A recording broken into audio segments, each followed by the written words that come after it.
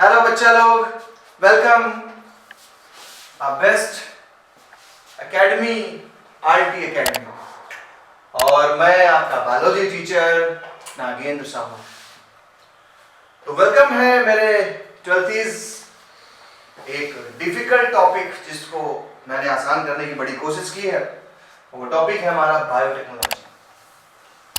कुछ ऐसे भी स्टूडेंट्स होंगे जो शायद आज फर्स्ट टाइम वीडियो देख रहे होंगे, तो ऐसे न्यू स्टूडेंट्स के लिए मेरी रिक्वेस्ट है कि हमारे चैनल को सब्सक्राइब करें एंड प्रीवियस चैप्टर्स के जो टॉपिक्स हैं उनको पढ़ें, तो ये टॉपिक, ये लेक्चर आपको अच्छे से समझ में आएगा।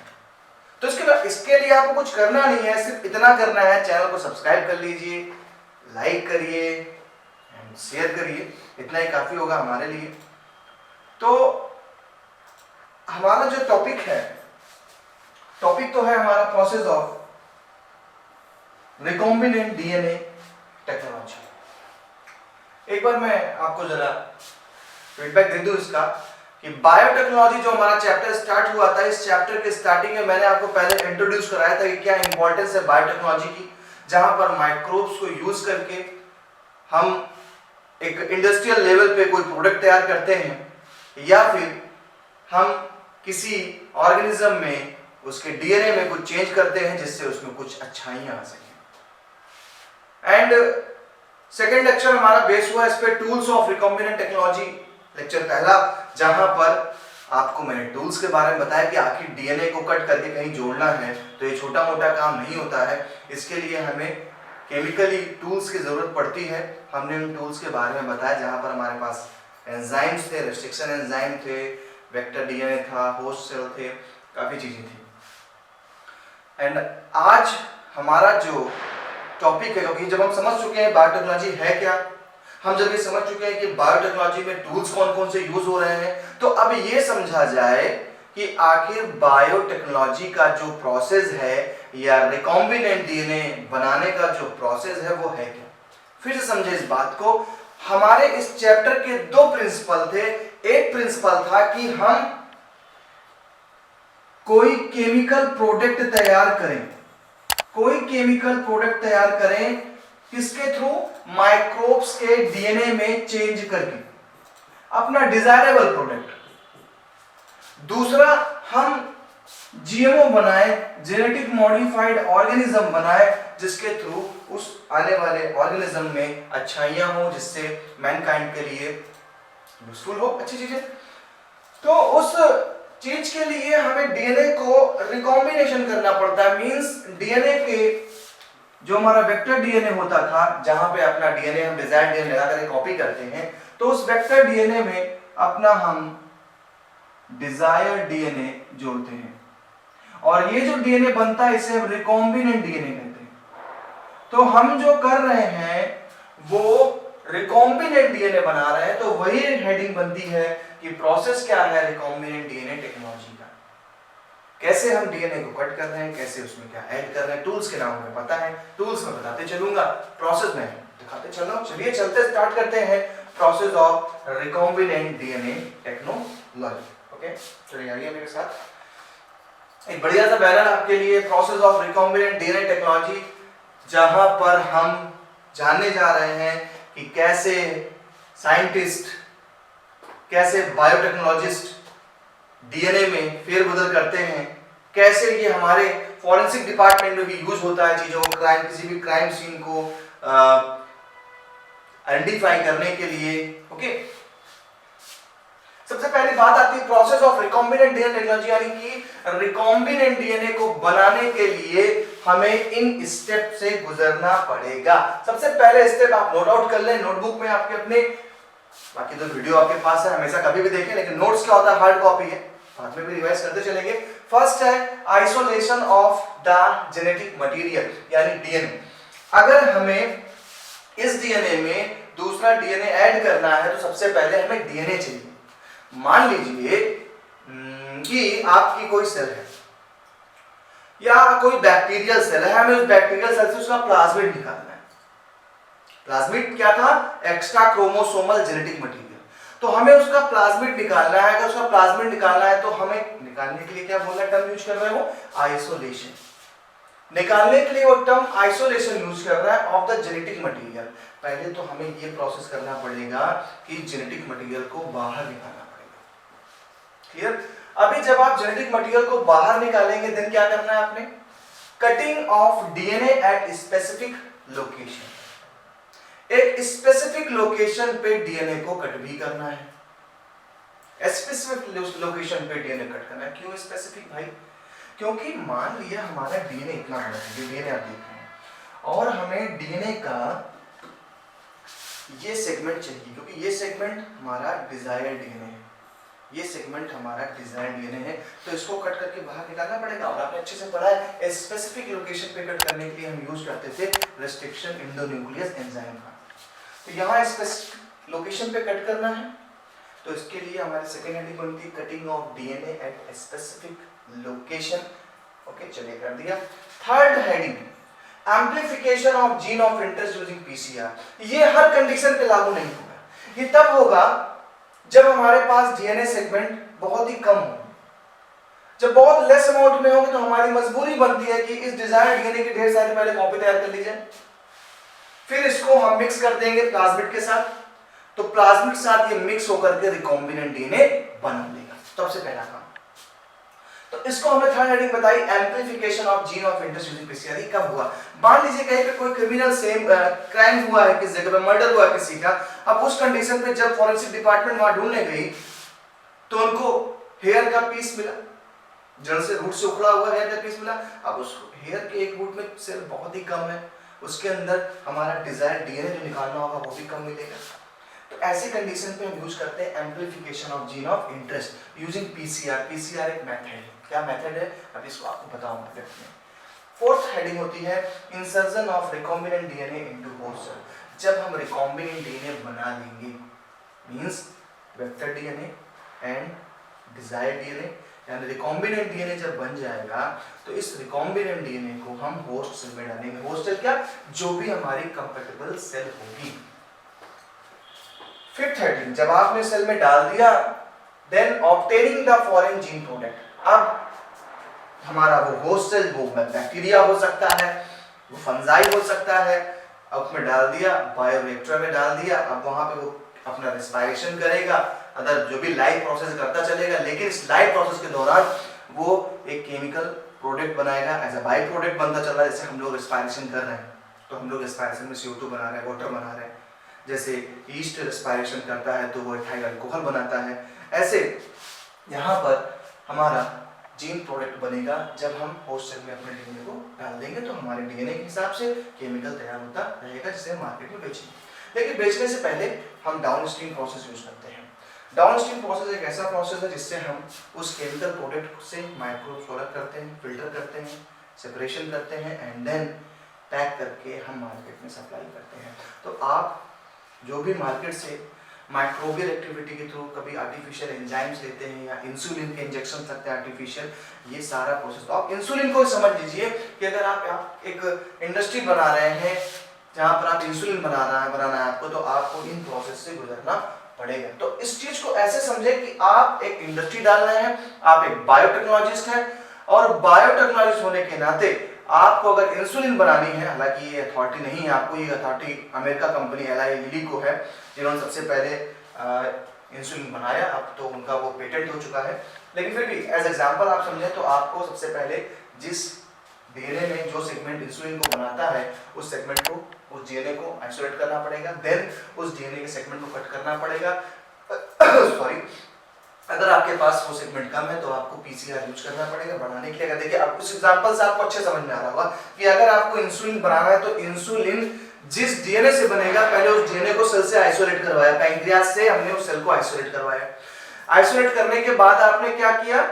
कटिंग किया स्पेसिफिक प्लेस, क्योंकि पूरा डीएनए तो लगना नहीं है, आपने स्पेसिफिक प्लेस पे कट करना है। सेकंड हेडिंग आ जाती है cutting of DNA at specific location. Then आपके पास वो डीएनए सेगमेंट कम है तो आपने एम्प्लीफिकेशन करना है, नंबर बढ़ा लीजिए। Fourth, insertion of recombinant DNA into host cell. अब जिस जगह पे हमारा इंसुलिन को लिया, प्लाज्मिड को जोड़ा, प्लाज्मिड क्यों? क्योंकि अकेला हमारा डीएनए कॉपी नहीं कर सकता है, जब तक कॉपी नहीं करे तब तक प्रोडक्ट नहीं बनेगा। तो कॉपी किया, कॉपी करने के लिए हमें वेक्टर डीएनए की जरूरत पड़ती है। मैंने बताया था कि दो चीज़ यूज कर सकते हैं, या तो हम बैक्टीरिया का प्लाज्मिड यूज करें या फिर हम रेट्रोवायरस को यूज करें। तो आपने प्लाज्मिड का डीएनए लिया और वहाँ पर अपने डीएनए सेगमेंट को जोड़ दिया। जोड़ने के बाद जो अभी ये सेगमेंट तैयार हुआ, आप इसे बोलते हैं, ये क्या है हमारा, ये हमारा है रिकॉम्बिनेंट डीएनए। एंड इस रिकॉम्बिनेंट डीएनए के प्रोडक्ट बनाने के लिए हमें इसे सेल में डालना पड़ेगा। जिस सेल का हम यूज कर रहे हैं, जिस ऑर्गेनिज्म को हम यूज कर रहे हैं, उसे हमने होस्ट सेल का नाम दिया। देन हम ऑब्टेन करेंगे फॉरेन जीन प्रोडक्ट को, वो प्रोडक्ट हमने ऑब्टेन किया, डाउन स्ट्रीम प्रोसेस किया, फिल्टर करके बाहर निकाला, मार्केट में सप्लाई किया। ये एक बेसिक थीम थी कि क्या क्या प्रोसेस होता है। वो किस प्रोसेस आपको समझ में आए होंगे कि 5 प्रोसेस क्या थे। अब एक एक प्रोसेस का डिस्क्रिप्शन करते हैं। चलिए सबसे पहली हेडिंग पढ़ते हैं, isolation of the genetic material DNA. आप देख रहे हैं हमारे पास बैक्टीरियल सेल भी है, प्लांट सेल भी है, लीवर सेल भी है। कहते हैं treat bacterial cell, plant cell tissue with enzyme like lysozyme. अगर हम बैक्टीरियल सेल या प्लांट सेल या एनिमल सेल को यूज करना है, इससे हमें डिजायर्ड डीएनए निकालना है, तो हमें इससे डिजायर्ड डीएनए निकालने के लिए, इससे अगर डिजायर्ड डीएनए निकालना है हमें, तो हमें इस एंजाइम का यूज करना पड़ेगा जिसका नाम है लाइसोजाइम एंजाइम। हम हल्का सा टिश्यू लेंगे, लाइसोजाइम एंजाइम लेंगे, मिक्स करेंगे, ग्राइंड करेंगे, ग्राइंड करने के बाद फिल्ट्रेट करेंगे एंड आइसोलेट करेंगे हम डीएनए को, ठीक है। दूसरी हेडिंग हमारी होती है सेलुलेज। सेलुलेज प्लांट सेल को, अगर मान लीजिए हमने प्लांट सेल को निकाल करके इससे निकालना है हमें डिजायर्ड डीएनए, तो सबसे पहले हम प्लांट सेल से क्या करेंगे, डीएनए को आइसोलेट करेंगे और एक एंजाइम मिक्स करेंगे सेलुलेज। तो ये कोई हम काटपीट नहीं करते हैं, यहाँ पर हम टिश्यू लेंगे, एक टेस्ट ट्यूब लेंगे, टेस्ट ट्यूब में हमने एंजाइम डाल दिया सेलुलेज और हमारा ये टिश्यू डाल दिया, ये टिश्यू मिक्स कर दिया। मिक्स करने के बाद हम इसको सेंट्रीफ्यूगेशन मेथड दे सकते हैं, थोड़ी देर के लिए रोकेंगे और हमारा इससे डीएनए बाहर आ जाएगा। आई होप आपने स्कूल में स्पूलिंग ऑफ डीएनए करी होगी, बनाना से या पपाया पल्प से डीएनए को बाहर निकाला होगा। ठीक है, वैसे डीएनए बाहर निकालना है, बट नहीं एंजाइम चाहिए। अगर हम फंजाई से निकाल रहे हैं तो हमें काइटिनेज एंजाइम चाहिए। अगर फंजाई की वॉल को ब्रेक करने के लिए हमें काइटिनेज की जरूरत पड़ेगी, तो हमने क्या लिया, काइटिनेज। 3 पॉइंट थे, एनिमल सेल हो, बैक्टीरियल सेल हो या प्लांट सेल हो, हम लाइसोजाइम का यूज करेंगे, sorry animal cell, plant cell और अगर प्लांट का पर्टिकुलर निकालना है तो हम सेलुलेज का यूज करेंगे, फंजाई का निकालना है तो हम काइटिनेज का यूज करेंगे। Then the cell is broken, releasing DNA and other macromolecules like RNA, proteins, polysaccharides and lipid. क्योंकि सेल में देखिए सब कुछ है, प्रोटीन भी है, कार्बोहाइड्रेट भी है, लिपिड भी है, लेकिन हमें चाहिए डीएनए। तो डीएनए से इनको छुटकारा दिलाना है, तो छुटकारा कैसे दिलाएंगे? डीएनए से छुटकारा दिलाने के लिए सबको देखिए सारा मेथड दिख रहा है। अल्कोहल डाला गया, डीएनए स्पूलिंग हो गई, ये डीएनए निकला, लेकिन इस डीएनए के साथ बहुत सारी चीजें होती हैं। उनको रिमूव करने के लिए हमने क्या किया, सबसे पहले कि सब एंजाइम के नाम है राइबोन्यूक्लियेज, नाम से लग रहा है राइबोन्यूक्लिक एसिड यानी आरएनए। राइबोन्यूक्लियेज आरएनए को अलग करता है, प्रोटीन को अलग करने के लिए प्रोटीएज है, ओके। एंड अदर पार्टिकल को रिमूव करना है तो चिल्ड एथेनॉल मिलाया, जैसे चिल्ड एथेनॉल मिलाएंगे डीएनए प्रेसिपिटेट हो जाता है, ये आपका फाइन थ्रेड्स निकल आते हैं। ये फाइन थ्रेड्स जो है हमारे, ये हमारा डीएनए है, ये फाइन थ्रेड्स हमारे डीएनए है, ओके। तो इस तरीके से हमने अभी आइसोलेट किया है डीएनए को। सबसे पहले सेल से डीएनए बाहर निकालना है, cellulase, pectinase, lysozyme enzyme use किया। अभी जब डीएनए बाहर निकला तो डीएनए में बहुत सारे माइक्रोमोलेक्यूल्स थे, तो उनको रिमूव करना था। आरएनए को रिमूव करना है, राइबोन्यूक्लियस ले लिया, प्रोटीन को रिमूव करना है, प्रोटीएज ले लिया, है ना। एंड चिल्ड एथेनॉल्स जब मिक्स कर देंगे तो वो क्या हो जाता है, आपको फाइन थ्रेड के फॉर्म में दिखाई पड़ेगा। तो ये तो हमने क्या किया, डीएनए को आइसोलेट किया। पहला हेडिंग खत्म करी, डीएनए का आइसोलेशन किया, डीएनए को बाहर निकाला सेल से।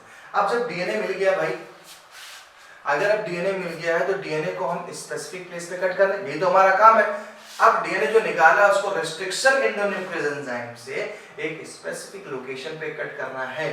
याद करिए स्पेसिफिक लोकेशन GAATTC, याद आया? GAATTC हमारा इको आर फर्स्ट रेस्ट्रिक्शन एंडोन्यूक्लियोजाइम का कोड था, ऐसे जो हमारा डिजायरेबल डीएनए है उसके हिसाब से हम रेस्ट्रिक्शन एंडोन्यूक्लियोज यूज करेंगे। चलिए देखते हैं, वही चीज बता रहे हैं, प्योरीफाइड डीएनए हमने क्या किया, इंक्यूबेट किया with the restriction enzyme. As a result DNA digested, DNA fragments are separated by a technique gel electrophoresis. अभी जब बेटा आपने डीएनए को कट किया तो डीएनए कट करने के बाद, मैं इसको दिखाऊं थोड़ा अपने स्टाइल में, मान लीजिए ये आपका डीएनए था डिजाइन,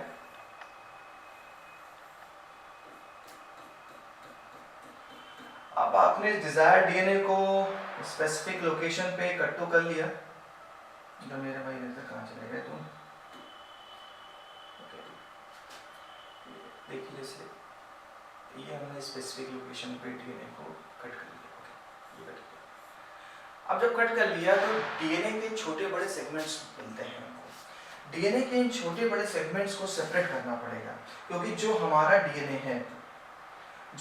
डीएनए है वो डीएनए छोटे सेगमेंट वाले होंगे, क्योंकि एक पर्टिकुलर प्लेस है तो वो छोटा ही होगा, पूरा डीएनए तो 2 मीटर का है ना, तो हमें जो हमारे डीएनए है उन डीएनए के सेगमेंट्स को अलग करना पड़ेगा, और अलग करने की जो हम टेक्निक यूज करते हैं उस टेक्निक का नाम है जेल इलेक्ट्रोफोरेसिस।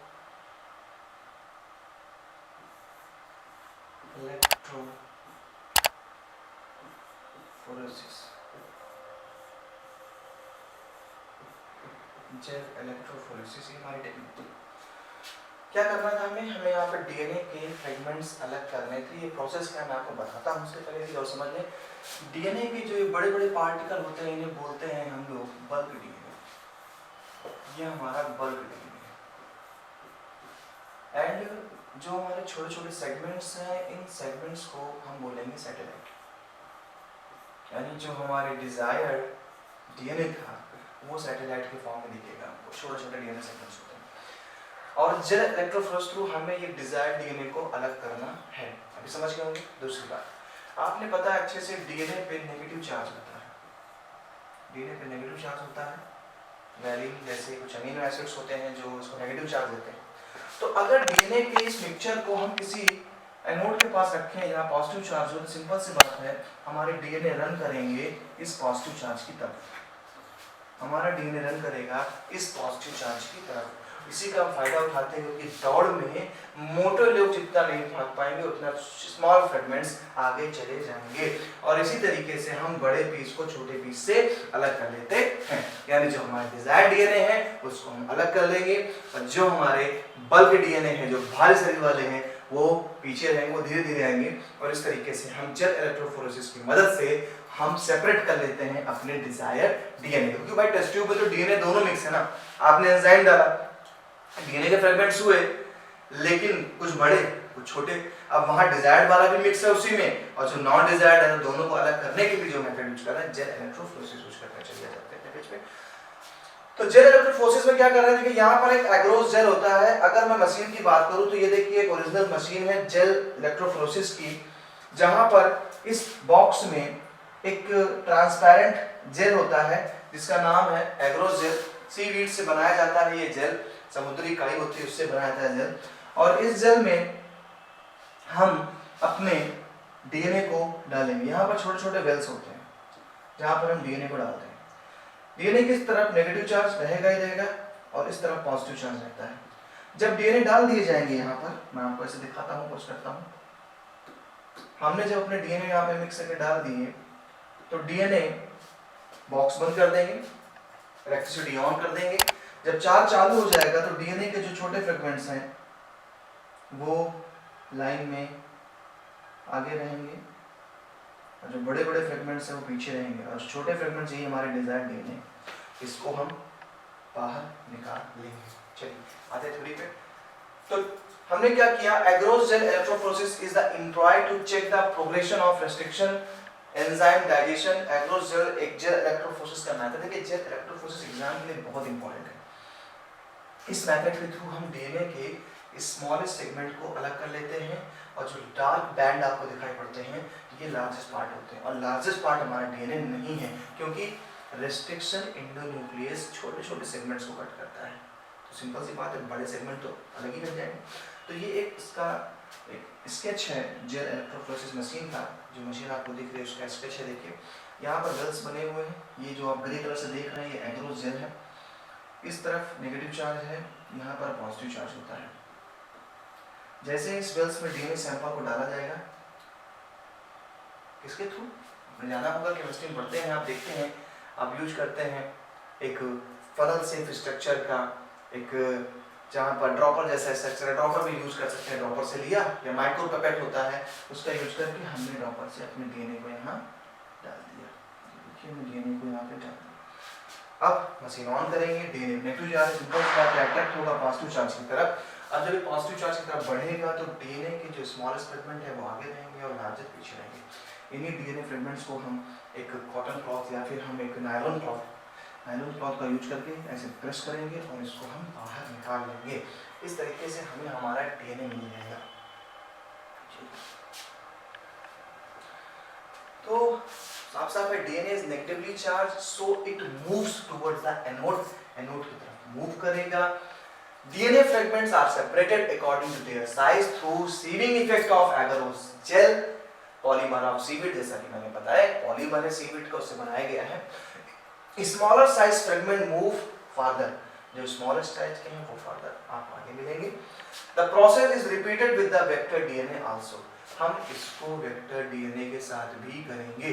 क्यों? क्योंकि अभी तो हमारा डिजायर्ड डीएनए निकालना है, सेम एज हम वेक्टर डीएनए से भी निकालेंगे, फिर दोनों को एक टेस्ट ट्यूब में डाल देंगे, लाइगेज एंजाइम डाल देंगे, मिक्स हो जाएगा और बन जाएगा हमारा रिकॉम्बिनेंट डीएनए, है ना। तो चलिए ठीक है, देखते हैं आगे। ये प्रोसेस हो गया, आगे बढ़ते हैं, बात करते हैं cutting of specific DNA location का। हमारा नेक्स्ट पॉइंट कि DNA fragments can be seen as bright orange colour bands with they are stained with ethidium bromide. ये भी टर्म याद करने वाला है, किस केमिकल की प्रेजेंस में यूवी रेडिएशन डालने पर हमारे डीएनए का जो पार्ट है वो कुछ ऐसा दिखाई पड़ेगा। देखिए ध्यान से, बड़े अच्छे से दिखाया गया इस पार्ट को कि DNA fragment can be seen as the bright orange colored band when they are stained with ethidium bromide के साथ डाला गया UV रेस पड़ी, तो आप देखिए कितने अच्छे से बैंड दिख रहे हैं ये आपको कुछ ऑरेंज कलर के, और इस बैंड में जो सबसे बाहर की तरफ बहुत ही लाइट आपको विजिबल हो रहा होगा, इस जगह पे लाइट होंगे हमारे हल्के वाले में। जो डार्क देख रहे हैं आप, ये डार्क हमारे बल्क डीएनए है, और हमें चाहिए क्या, जो लाइट वाले। यही चीज डीएनए फिंगरप्रिंटिंग भी होती है, जहां से हम एक क्रिमिनल को पकड़ते हैं। अगर आप देखें ध्यान से तो मैं कह दूं कि देखेंगे आप तो दोनों के देखिए फ्रेगमेंट सेम है, यानी अगर इसको ए कह दें इसको बी कह दें तो देखिए दोनों के डीएनए सेम है, यानी ये पर्सन एक ही है, एक ही पर्सन का डीएनए है। ऐसे इसी को डीएनए फिंगरप्रिंटिंग भी कहते हैं। ओके, तो इस तरीके से आपने डीएनए को कट कर लिया, उसको स्पेसिफिक जो हमारा डीएनए था स्मॉलेस्ट, उसको हम बाहर निकाल रहे हैं। And DNA bands are cut out from agarose gel, this is called elution. बहुत क्वेश्चन पूछा गया है इल्यूशन पे, इट्स इंपॉर्टेंट पॉइंट। इल्यूशन क्या है? तो जब हम बैंड जो कटे हैं, जो स्मॉलेस्ट बैंड से उनको अगर हम बाहर निकाल लेते हैं उस एग्रोस जेल से, तो इस प्रोसेस को इल्यूशन बोलते हैं, जहां पर हम नायलॉन क्लॉथ का यूज करते हैं। So the cut out gene of interest from source DNA and cut vector are mixed and ligase is added to creates, और ligase को ऐड करने के बाद हमने क्रिएट किया एक रिकॉम्बिनेंट डीएनए। सब कुछ टेस्ट ट्यूब में चलेगा, कुछ ऐसे। ये था हमारा टेस्ट ट्यूब। ओके, पीसीआर के थ्रू आपने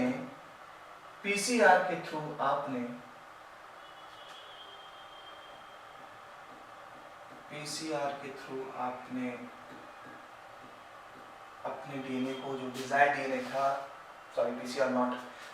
जेल इलेक्ट्रोफोरेसिस के थ्रू आपने डीएनए के सेगमेंट्स को अलग कर लिया। ये तो डीएनए था किसका भाई, हमारा डिजायर्ड डीएनए, जिसका हम प्रोडक्ट बनाना चाहते थे। लेकिन इस डीएनए को जोड़ना पड़ेगा हमारे दूसरे डीएनए के साथ, और दूसरा डीएनए हमारा जो है वो वेक्टर डीएनए है, और उस वेक्टर डीएनए को हम दिखा देते हैं जल्दी इस कलर से। दोनों को हमने सेपरेट कर दिया है। ठीक है। अब हमें इन दोनों को जोड़ करके रिकॉम्बिनेंट डीएनए बनाना है। हमने एक ड्रॉपर की हेल्प से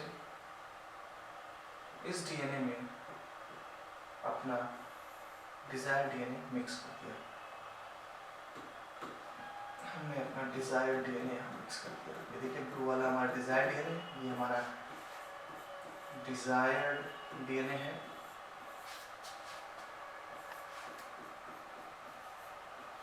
और ये हमारा ब्लैक वाला वेक्टर डीएनए था। ठीक है, अभी दोनों को मिक्स कर दिया है। साथ में इसे हम ऐड करेंगे लाइगेज एंजाइम। यहाँ पे हमने ऐड कर दिया लाइगेज एंजाइम। जब मिक्स कर देंगे तो नज़ारा कुछ अंदर कैसा दिखाई पड़ेगा, जहाँ पर हमारे वेक्टर डीएनए में हमारा डिजायर्ड डीएनए ऐड हो जाएगा। अभी जो ये डीएनए बनके तैयार हुआ है, यही आपका है रिकॉम्बिनेंट डीएनए। ये आपका तैयार हुआ रिकॉम्बिनेंट डीएनए। अब जब आपने रिकॉम्बिनेंट डीएनए बना लिया है, तो इस रिकॉम्बिनेंट डीएनए को बनाने के बाद आपको होस्ट सेल की जरूरत पड़ेगी, यानी जिस सेल में हम ये डीएनए रिकॉम्बिनेंट डीएनए डाल सकें। ये हमारा होस्ट सेल है। लेकिन होस्ट सेल के पास जाने से पहले कभी कभी हमारे डीएनए के जो हमने डिजायर्ड डीएनए बनाया है, इस डिजायर्ड डीएनए के नंबर कम होते हैं, बहुत ही कम नंबर मिलते हैं इनको, और हमें प्रोडक्ट बनाने के लिए बहुत सारा डीएनए चाहिए। तो इनके नंबर को बढ़ाने के लिए, इनके नंबर को इंक्रीज करने के लिए बहुत सारे डीएनए अगर हमें बनाने हैं, डिजायर्ड डीएनए बहुत सारे अगर हमें बनाने हैं, तो इसके लिए हमको जरूरत पड़ती है एक प्रोसेस की, से बोलते हैं पीसीआर, पॉलीमरेज चेन रिएक्शन। एक केमिकल मेथड है जिसके थ्रू ये जो डिजायर्ड डीएनए है, इस डिजायर्ड डीएनए के नंबर को इंक्रीज किया जाएगा। जितने ज्यादा नंबर हम कॉपी बना लेंगे, इसको हम अपने वेक्टर डीएनए के साथ मिक्स करके रिकॉम्बिनेंट डीएनए बना लेंगे। तो ये प्रोसेस हम तब अपनाएंगे जब हमारे पास डिजायर्ड डीएनए के नंबर कम होंगे। ऐसी कंडीशन के लिए हम यूज करते हैं पीसीआर मेथड। तो amplification of gene of interest using PCR. ये देखिए मशीन है, सारे छोटे छोटे हमारे पास टेस्ट ट्यूब्स रखे हुए हैं। ये पीसीआर मशीन है, और इस पीसीआर मशीन में हम क्या करेंगे, अपने डिजायर्ड डीएनए को डालेंगे, कुछ एंजाइम्स डालेंगे, साथ ही साथ हम यहाँ पर बहुत सारे केमिकल्स का यूज करेंगे, हाई टेम्परेचर यूज करेंगे। तो ये जो पीसीआर है, क्या पहले इसकी डेफिनेशन देख लीजिए, आपके नोट्स के लिए भी सही है। Polymerase chain reaction is the synthesis of multiple copies of gene of interest, means desired है, जो इंटरेस्ट का हमारा जीन है उसको कॉपी करने के लिए। In vitro using two sets of primers and the enzyme DNA polymerase. DNA polymerase का यूज करेंगे, और हम यूज करेंगे प्राइमर्स का। देखिए प्राइमर्स क्या होते हैं।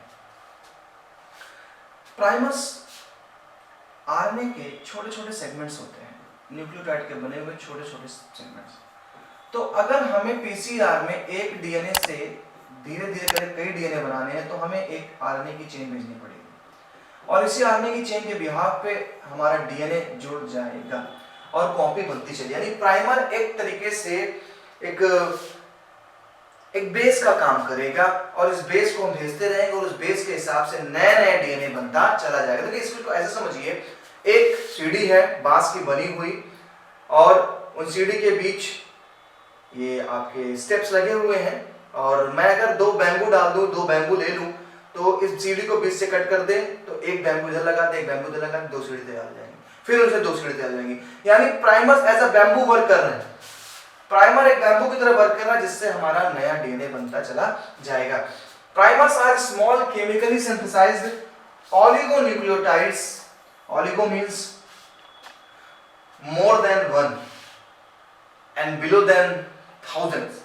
1000 से कम है, 50, 100, 18 इतने न्यूक्लियोटाइड की बनी हुई एक आरएनए चेन होती है। Complementary to the region of DNA. जो डीएनए हमारा जैसे कोड जीने में लगा यहाँ पर GAAT, तो हम यहाँ पर जो भेजेंगे आरएनए उस पर प्राइमर होगा C। अब देखिए यहाँ पर थाइमिन तो होता नहीं है, CUUA ऐसे भेजेंगे। एंटी पैरल भेजेंगे, जैसे यहाँ से जाएगा एंजाइम हमारा इस U को हटा करके यहाँ पर T कर देगा, और T करने के बाद ये इसके साथ अटैच हो जाएगा और हमारा कॉपी चालू हो जाएगी डीएनए का बनना। यानी जिस तरीके से हम 1 डीएनए से 2 डीएनए का फॉर्मेशन कर रहे थे नॉर्मल मेथड में डीएनए रेप्लिकेशन में, ऐसे ये एक आर्टिफिशियल प्रोसेस है जिसे हम पॉलीमरेज चेन रिएक्शन कहते हैं। ओके, चलिए आगे चलते हैं। Amplification of gene of interest के लिए हमारे पास 3 स्टेप्स होते हैं। पहला स्टेप है डीनेचुरेशन, सेकंड स्टेप है annealing and third step is extension. Denaturation, annealing, extension. Okay, चलिए तीनों मेथड को देख लेते हैं। अगर आप देख रहे हैं डीनेचुरेशन में हम क्या कर रहे हैं, डीनेचुरेशन मतलब डीएनए के दोनों जो चेन्स है उसको अलग कर रहे हैं, तो हाई टेम्परेचर देंगे 94 डिग्री सेल्सियस के आसपास। यहाँ पे टेम्परेचर बड़ा मोटो करता है, मैटर करता है, देखिएगा अभी कुछ खास चीजें निकलेंगी यहाँ से। तो सबसे पहला स्टेप आपने करना है कि डीएनए के सेगमेंट को अलग कर देना है। सेम है जैसे मैंने कहा था बैम्बू के दोनों पार्ट को, दोनों लेडर के दोनों बैम्बू को अलग कर दिया। ओके, देन एनीलिंग, देखिए हमने प्राइमर भेज दिया, ये सेम एज बैम्बू वर्क कर रहे हैं, हमने प्राइमर भेज दिया। इसी प्राइमर के सहारे पूरा देखिए डीएनए का एक्सटेंशन हो गया, एक डीएनए से 2 डीएनए बन गया। ऐसे प्रोसेस 30 साइकिल्स अगर चल देंगे तो 1 बिलियन टाइम्स बढ़ जाते हैं इनके नंबर, यानी बहुत ही कम समय में डिजायर्ड डीएनए की ढेर सारी कॉपी तैयार हो जाएंगी। याद रखिएगा, एक कॉपी सिर्फ केमिकली, आप सिर्फ केमिकल देख रहे होंगे वहां पे। ओके, तो अगर आपसे पूछता है amplification of gene interest using PCR, या आपसे पूछता है व्हाट इज पीसीआर, तो पीसीआर एक टेक्निक है जिस टेक्निक के थ्रू डिजायर्ड डीएनए की बिलियंस कॉपी पाई जाती है बहुत ही कम समय में। And these PCR is completed into 3 steps: first denaturation, annealing and extension. Okay, चलिए चलते देखते हैं क्या है annealing में। Denaturation is the heating of target DNA gene at high temperature 94 degree Celsius.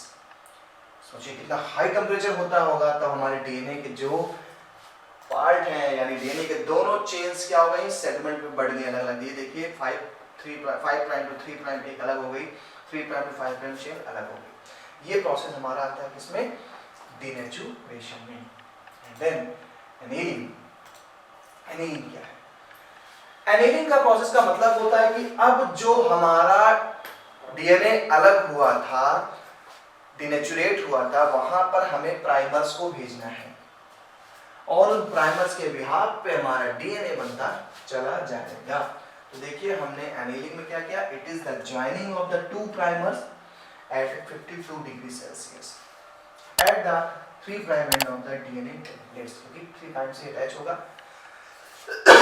Sorry, तो पहला जो टेम्परेचर था डिनेचुरेशन 94 डिग्री सेल्सियस पे था, जब हम करने लगे एनीलिंग तो वो हो गया 52 डिग्री सेल्सियस पे। Now extension.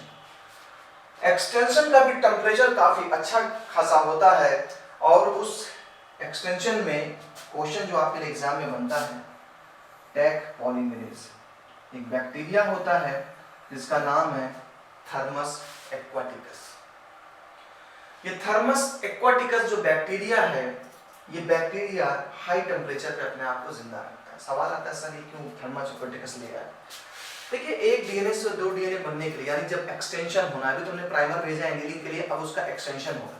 एक्सटेंशन के लिए नए नए न्यूक्लियोटाइड जोड़े जाएंगे। नए नए न्यूक्लियोटाइड जोड़ने के लिए पॉलीमरेज एंजाइम चाहिए, और अगर नॉर्मल डीएनए पॉलीमरेज एंजाइम रख लिया तो वो नॉर्मल डीएनए पॉलीमरेज एंजाइम मुश्किल से 40 डिग्री सेल्सियस पे डिनेचुरेट हो जाते हैं, खराब हो जाते हैं। जबकि हम कहाँ 94 degree Celsius, 74 degree Celsius, 52 degree Celsius पे खेल रहे हैं। ऐसी कंडीशन पे हमें ऐसे एंजाइम को रखना है कि जो खराब ना हो हाई टेम्परेचर पे। तो जब साइंटिस्टों ने सर्च करना चालू किया कि ऐसा कौन सा एंजाइम है, हम सब तो डीएनए पॉलीमरेज जो एंजाइम होता है ये बहुत ज़्यादा 42 डिग्री सेल्सियस के बाद भी डिस्ट्रॉय करता है, 42-50 ऊपर गया खराब एंजाइम ही बनना बंद हो जाएंगे, डीएनए बनना ही बंद हो जाएंगे। तो भाई पता चला कि हमारा एक थर्मस एक्वाटिकस नाम का बैक्टीरिया है जो हाई टेम्परेचर पे जिंदा रहता है, और जिंदा रहेगा तो ये अपनी कॉपी बनाएगा। कॉपी बना रहा तो डीएनए भी अपने से डीएनए से दूसरा डीएनए बना रहा है। इसका मतलब इसका पास जो एंजाइम था वो एंजाइम हीट रेजिस्टेंस था, और उसीलिए यहाँ पे हम यूज करते हैं जो हमारा एनसीईआरटी है वो लिखती है टैक, TAQ, Taq polymerase enzyme. Tag का मतलब क्या था, थर्मस एक्वाटिकस से लिया गया। थर्मस एक्वाटिकस एंजाइम बैक्टीरिया है जिससे ये टैग पॉलीमरेज निकाला गया। आप देख लीजिए, it remains active in high temperature during the denaturation of double stranded DNA. Through continuous replication, the DNA segment is amplified up to 1 billion copies. The amplified fragment can be used to ligate with a vector to further cloning. अब हमने DNA की ढेर सारी अपनी copy बना ली है। अब इसको हम वेक्टर डीएनए के साथ मिक्स करेंगे। जैसे ही मिक्स करेंगे, वेक्टर डीएनए हमारा अब एक रिकॉम्बिनेंट डीएनए बन जाएगा। और इस तरीके से देखें तो हमने सबसे पहला आइसोलेट किया डीएनए को, सेकेंड पॉइंट हमने फ्रेगमेंट को अलग किया डीएनए को, और थर्ड में हमने एम्प्लीफिकेशन किया डीएनए का। ये कब कर रहे हैं, जब हमारे पास डीएनए डिजायर्ड डीएनए कम है, तब हम ये पीसीआर यूज करते हैं, जहां पर 3 मेथड्स थे, annealing, denaturation, annealing and extension.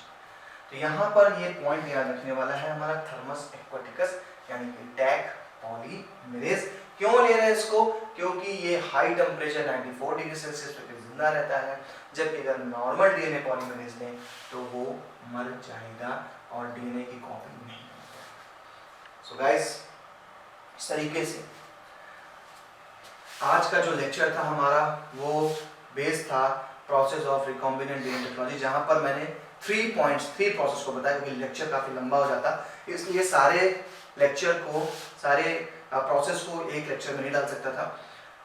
इसका जो बका हुआ जो भी हमारा रिमेनिंग पार्ट है, वो रिमेनिंग पार्ट्स जो है हमारे नेक्स्ट लेक्चर में आएंगे, तो आपको वेट करना पड़ेगा उस नेक्स्ट लेक्चर के लिए हमारे नेक्स्ट वीडियो का। ओके, तो हमने आज अपने इस लेक्चर में process of recombinant DNA technology के कुछ स्टेप्स को जाना, जहां पर आपने सबसे पहले डीएनए को आइसोलेट किया था कुछ एंजाइम की मदद से, जैसे काइटिनेज, सेलुलेज। देन हमने डिजायर्ड डीएनए को स्पेसिफिक प्लेस पे कट किया था रिस्ट्रिक्शन एंडोन्यूक्लियोस एंजाइम की हेल्प से, एंड जेल इलेक्ट्रोफोरेसिस का यूज करके हमने सेपरेट कर लिया था। देन अगर हमारे पास डीएनए नंबर कम है तो हम पीसीआर करते हैं, जिससे हमारे डीएनए की कॉपी तैयार होती है। नेक्स्ट लेक्चर हमारा बेस होगा नेक्स्ट प्रोसेस के लिए। ओके, मुलाकात करते हैं नेक्स्ट वीडियो में, लेकिन चैनल को लाइक सब्सक्राइब जरूर करते हैं। Okay, bye.